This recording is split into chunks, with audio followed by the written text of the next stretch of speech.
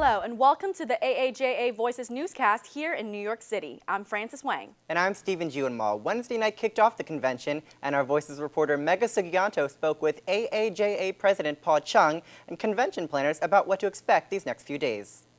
And when you look at a reel, the first thing you want to do is see a montage of the reporter's work so that you get a sense of their presence on camera, what they look like, what they sound like.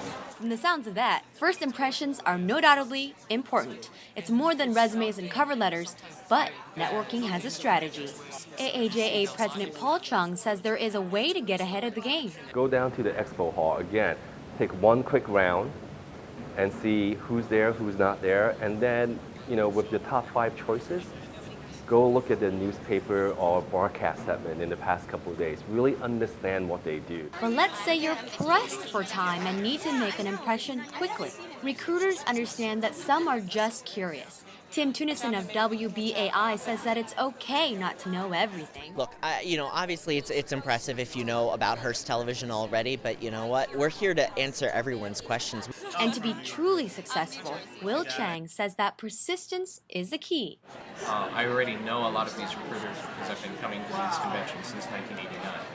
And what's the bottom line? It's the connections, because you never know. But, the recruiters, they're not always offering jobs, but they may offer jobs in the future. Don't worry if it didn't go so well, because there's always next year. I'm Mega Sugianto for AAJA Voices News. For more information on the convention, you can visit our website, voices.aaja.org, and if you're on Twitter, you can stay connected using the hashtag AAJA13.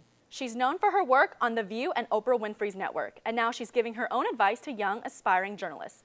Find out what Lisa Ling had to tell our Voices reporter, Shaku Liu, about the conflict between high tuition fees and a tough job market.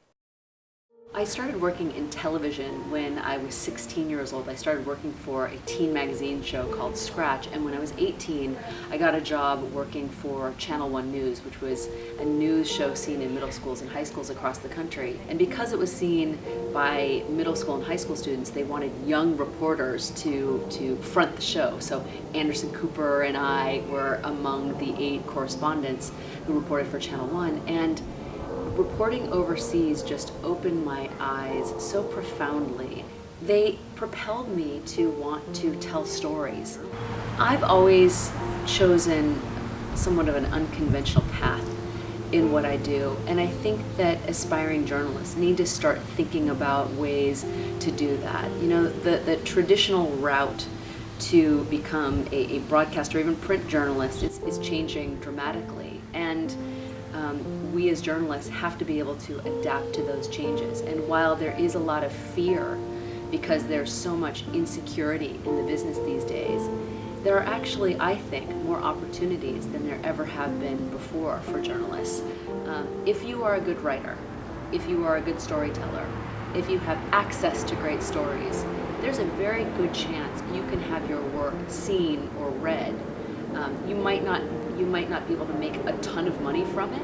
You might not be able to find the most stable career, but if you're a good storyteller, you will have your work seen. And so I would encourage people, if they're studying journalism, to also study something else.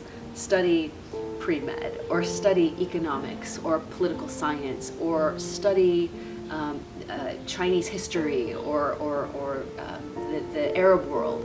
Because the best journalists these days, or the journalists who are becoming the most successful, let's put it that way, are journalists who have kind of found a little niche for themselves. Sanjay Gupta, for example, has never had any background in journalism. He is a bona fide surgeon, but because of his background and his ability to write and tell stories, he's been able to really capitalize on the whole sort of medical field and industry and any kind of medical stories, but also he's been able to adapt, and he can report on anything, and he brings to the table something really unique and interesting. I always tell aspiring journalists that if your desire is to become rich and famous, this is the wrong profession for you.